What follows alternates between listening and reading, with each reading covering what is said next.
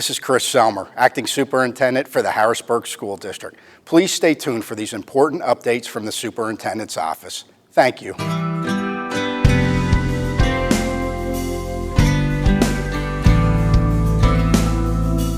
Hello, Harrisburg School District. Thank you for joining us for this special edition of Harrisburg School District's News and Views with a focus on COVID-19. I'm joined with our Acting Superintendent, Mr. Christopher Celmer. Good afternoon. Good afternoon, Mr. Celmer. It's been a very busy last 2 weeks here in Harrisburg, statewide and nationally. I'd like for you to share with us what has been our leadership approach to addressing the COVID crisis here in the Harrisburg School District. Well, it has been a very stressful, very active 2 weeks, given the COVID-19 spread that's occurring across the state. Early on, we made a decision organizationally that we would go with an incident command structure, so we did reorganize some of our director level positions. That will be in place until the crisis comes to an end. So we have different areas. We did some restructuring around our communications area, our food service. Actually, our director of accountability is overseeing our food service distribution right now because that was such a major emphasis and operational task that needed to be accomplished. We have our academics, we have our safety and security, our facilities, etc. But putting that in motion early on, I believe, has paid dividends as this crisis continues and it appears to be escalating. Harrisburg is in a very good position from a structural perspective to keep the school district moving forward during these very difficult times. Well, with that said, I want to thank you for your outstanding leadership. You jumped right in. Your leadership has been stellar, it's been steady, and it's been informed leadership, which is critically important when you're dealing with a crisis. You mentioned early on that you had to establish a structure for food service for our students and families. Tell us about that meal distribution and how that's going. It's going very well, and one of the initial challenges we knew would be in front of us are, we know we have food insecurity within our community, and with our students not being able to come to school on a daily basis, we felt first and foremost we needed to put a plan together to try to help support and really try to lessen that insecurity during these difficult times. Thankfully, we had partners that came on board with us, the City of Harrisburg, the Community Policing Division, along with the food bank, all stepped up, and we were able to do a multi-layered distribution. So we do our grab-and-go lunch and breakfast distribution on a Tuesday and Friday, but then from 4 to 6, the food bank is also doing a distribution where they have meal boxes that go for the entire family. So the combination of the two, I believe, have been very effective. We've seen an increase in numbers throughout the 2 weeks, and I'm just thankful that as a community we were able to come together amongst several organizations to really support our community during this difficult time. Thank you so much, Mr. Celmer, for that comprehensive update of how we've been doing for the last 2 weeks. I mean, you figured 2 weeks ago, Friday the 13th, is when this whole thing started for us as a district, and certainly we are very grateful for our community partners that you mentioned, the Central Pennsylvania Food Bank, the City of Harrisburg, the Bureau of Police, and so many of our volunteers that came out, staff and community. So on behalf of the school district, we want to say thank you for your support of our students and families. Mr. Celmer, there's been so much work on the Hill right here in Harrisburg at our state capitol, in addition to Congress in Washington, D.C. But let's talk about the legislative policy that's been going forward to support school districts and students during this time. Yes, so the legislature about 48 hours ago approved an Emergency School Act to support school districts during this difficult time. It's my understanding within the last hour, Governor Wolf has signed that bill into law, effective immediately. The bill covers many different facets of a school operation. A couple different highlights. The 180-day requirement has been waived. The hours requirement, which is 900 or 990, has been waived. There's a provision in there that will keep school employees paid based on an average weekly basis through the end of the school year. Also, with their PSERs would stay intact. There's an important provision around continuity of education and best good faith effort to provide that continuity of education within the school district, and again, obviously statewide, district by district. So there's also legislation regarding special education students and requirements school districts have to make contact with those families, and there's also a transportation piece to the bill as well as far as school bus drivers. So very comprehensive bill, a very supportive bill as far as given the times we're in. There's so much uncertainty. The other thing the bill does, it provides the Secretary of Education the latitude as far as when schools will be open or closed. So depending on how long this goes, the governor could make the decision, or actually the Secretary of Education could make the decision on the school closure based on the new legislation. So as school leader, extremely pleased with how fast both sides of the House worked and the Senate to get this bill to Governor Wolf's desk, because it was desperately needed given the uncertain times we're currently living in. So thank you so much for that important legislative update. So we know that Governor Wolf has come on at least twice talking about the mandated school closure. And currently our students are slated to return on April 6th of 2020. Do you have any information or updates for our parents or students at this time? Not at this time. I would make mention, if we are able to come back on April 6th, what would happen is April 7th and 8th would actually be teacher / cleaning days to get the buildings ready. Based on our student calendar, we're actually off on the 9th and the 10th, and then that following Monday. For all intents and purposes, for Harrisburg School District, we would keep our current calendar that's board approved intact, meaning students would come back on Tuesday the 14th for the Harrisburg School District. But obviously with the uptick in cases across the state, specifically in the last week, I think there's a lot of doubt on our ability to return on April 6th, but I have no solid information. This is just me talking based on looking at the data, looking at the uptick of cases in the state, and what's been happening. So it's concerning as far as it is spreading, and we'll have to see what the next week brings us. Thank you so much, Mr. Celmer. I'd like to turn our focus to our high school seniors, the class of 2020. You and I both know you're a proud graduate of Reading. I'm a proud Cougar graduate of Harrisburg High School, and we know how important one senior year of high school is. What message would you send to our high school seniors and their parents at this time? So what I would say is, first and foremost, our hearts go out to our seniors. The class of 2020, who could have imagined 2 weeks ago that we would be in this situation where, the school year is in doubt as far as if the coronavirus continues to spread as we're currently seeing. What I can share with the seniors, without a doubt, is we will find a way, and it may have to be unique, the way may be unorthodox, but we will find a way to appropriately honor the accomplishments of our seniors. The class of 2020 deserves that. It may have to look different, it may be outside of the box, but I believe the class of 2020 is going to rise. We are going to come together to make sure that their accomplishments are recognized, and we're going to involve students to hear their voice and how we can make that happen. And I believe if we come together as a district, as administration, as a teaching staff, student body, we will figure out a way, regardless of what happens with the coronavirus, to give our seniors their due recognition, given all their hard work, and they deserve to be recognized from the staff, from their families, and from the community. And we will work to make sure that happens. Mr. Celmer, let's turn our attention to academic enrichment, educational offerings, and what you and our team are doing with this innovative partnership that I've been hearing so much about. Well, the last 2 weeks have been extremely busy in the area of academics, and I know there's been a lot of coverage regarding our food distribution program, a very important initiative. But at the same time, the academic team has been working around the clock, figuring out how we can have a strong enrichment presence for our students, but then also how can we take that to the next level.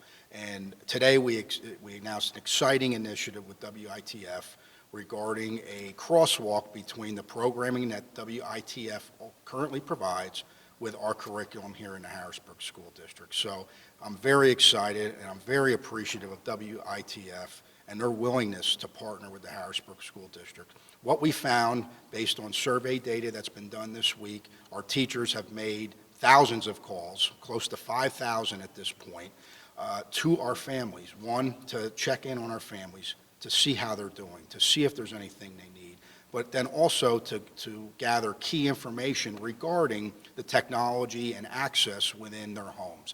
And what we found through the survey process, which we've had a 66% success rate with getting data back, which is impressive. Fantastic. Yeah. When you're talking about an external survey, which generally produces 10 to 15% results. So we're very pleased. But what we found is that over 95% have access to cable or TV. And because of that data really supporting some of the work that was being done, we are launching a dual initiative with WITF on Monday, which will link programming that's currently available for our families and for our students. So we're really excited about the potential that has. Fantastic. I'm really glad to hear about that high success rate as far as a response to the phone calls and the survey questions that we've been asking families. Nearly 70%. That is incredible. I agree. That's really unheard of when you think about surveying and average surveying data and results. It's really phenomenal, and it just shows you the relationship piece and how critical our teachers are in our buildings to building those relationships with our students. And I know we've heard a lot of feedback, that the fact that the students are happy to hear from the teachers, and I commend our academic services team. They really worked hard to come up with the idea and really made it flourish and come to fruition. So again, kudos to the team.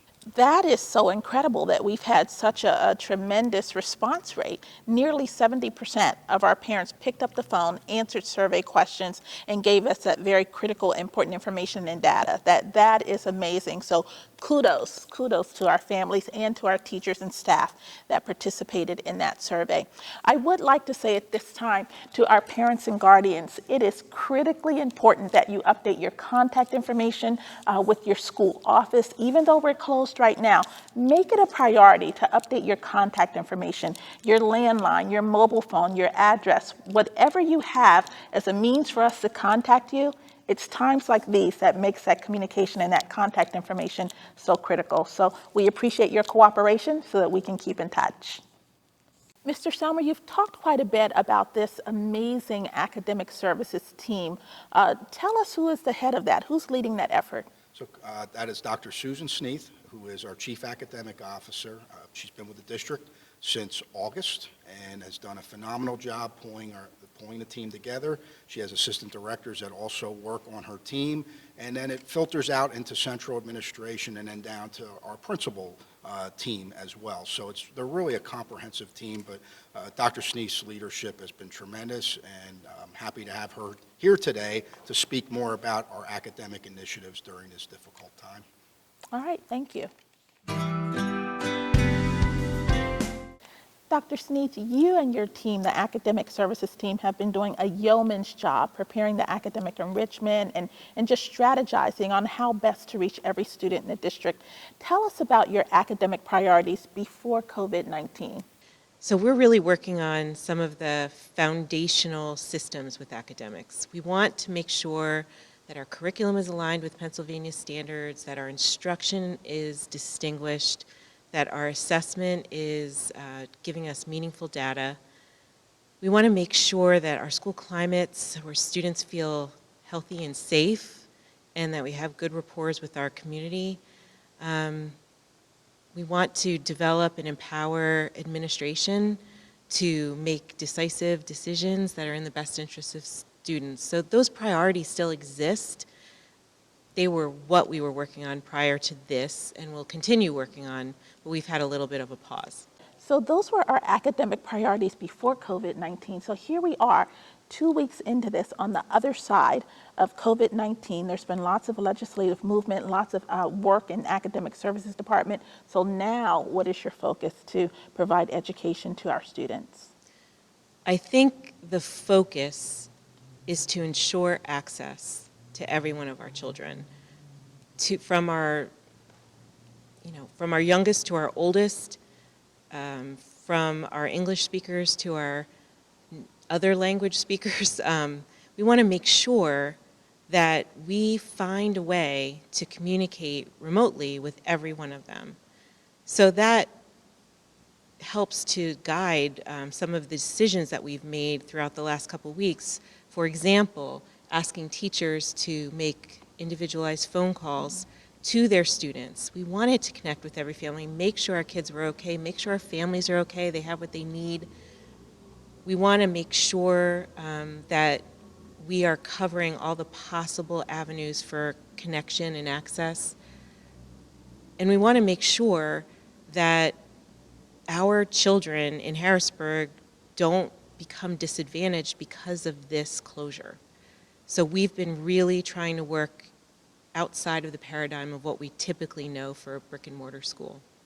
Wow, I want to commend you and your team for such a tremendous effort to make sure that every child receives a fair and equitable education, that every child is reached. Can you share with our viewers, mainly parents and guardians, what do you mean when you talk about making sure that our students, our children have access? And what do those kind of terms mean when we talk about equity in education?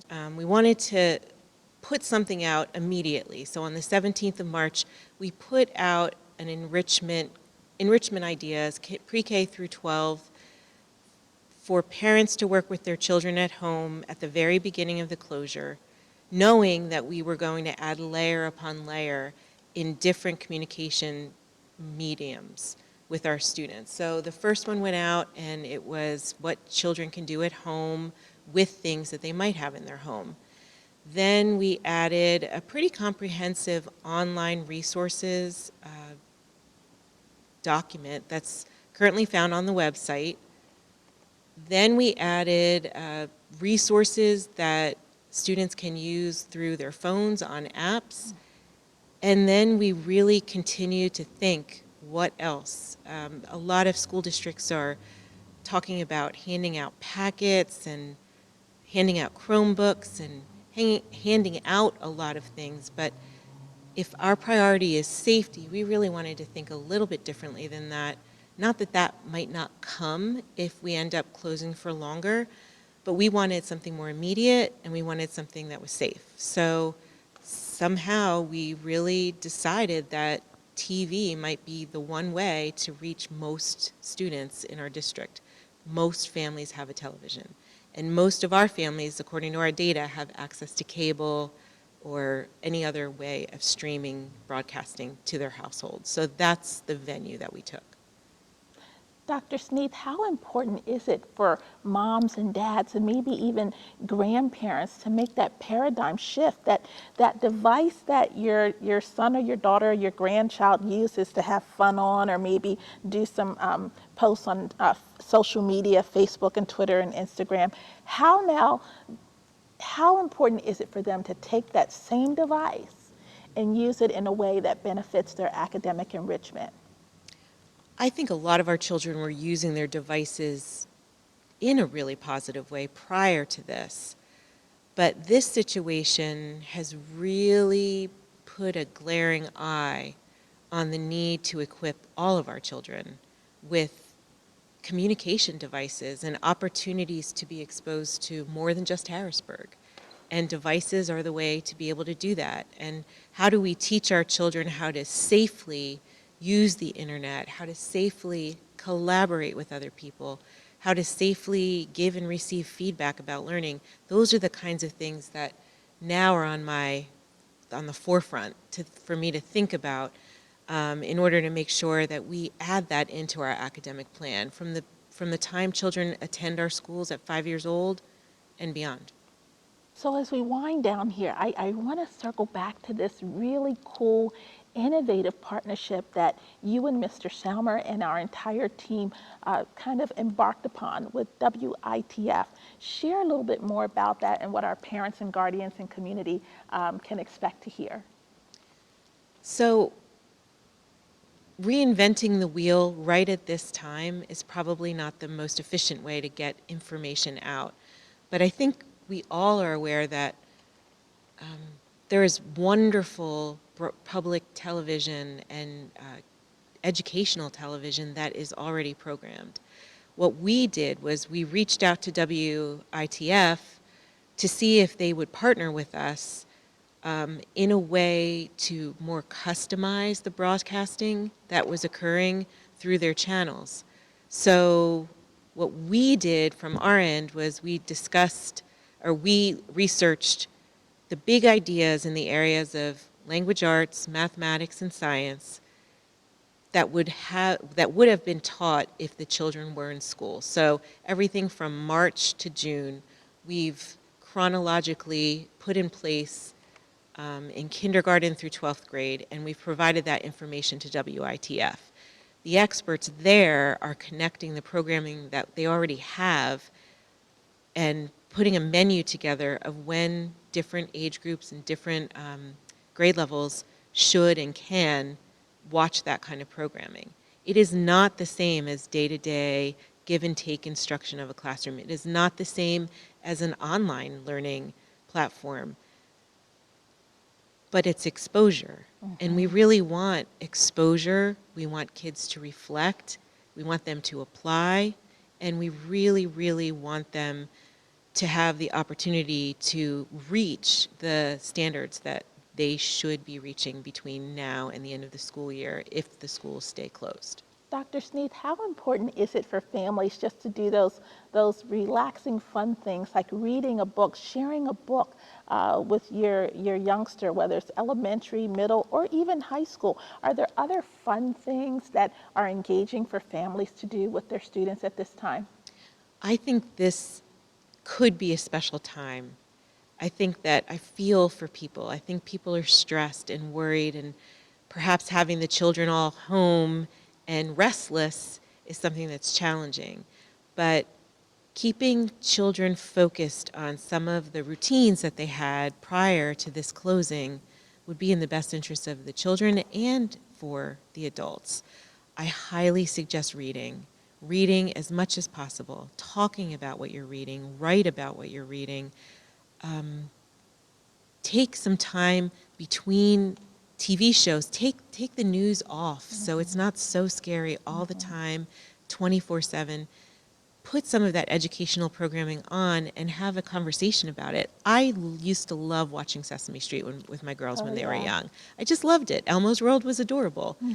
Talking about what they learned on that TV show is a way to enrich it. And I suggest that parents take the time to sit down with their children, watch these educational programs, and talk and listen and reflect about how it applies to their life today. Wow, those are such great ideas, Dr. Sneath. Thank you so much for sharing about this innovative partnership with WITF, and our parents can expect to hear more about that in the coming days. So we want them to stay tuned to our Facebook page, to our website, to Twitter, and they'll probably still hear more about it on the news. Is that right? I expect that. I expect that we're trying to get that information out as many different ways as possible. One thing we talked about with WITF earlier today is printing their menus and also passing them out during the food distribution as well. So that's something that easily can be done as well. So every which way, listen to the robocalls. They're important. They're our way of giving you a consistent message. We encourage you to know that we're out here supporting all of you. We want you all to be safe. We want you all to be secure and happy. And we want to make sure our kids don't fall behind in any way. Well, Dr. Sneath, I want to thank you so much for sharing that important academic enrichment and educational offering information. So for parents and guardians, I want you to turn off the TV like Dr. Sneath suggested. And if you're looking for a site that you can go to, you can visit the Harrisburg School District website at www.hbgsd.us and click on our academic enrichment icon, and it will take you to a page that is full of a plethora of opportunities for students in K through 12th grade. So that's another great option that you have. And stay tuned for more information about our innovative partnership with WITF, providing educational offerings, again, for students in grades K through 12. When I spoke with their team today, they mentioned that they offer over 60 hours of educational programming every week. And they're wonderful programs. They are researched, They are thorough, they cover a wide variety of topics, they are developmentally appropriate. We might as well use what's already available to us as much as we possibly can. And if we have to customize a little bit more later, we'll cross that bridge when we get to it. So we're going to anxiously await to hear what happens next, but in the meantime, we really hope that parents will take advantage of the resources that we've been able to connect them with so far.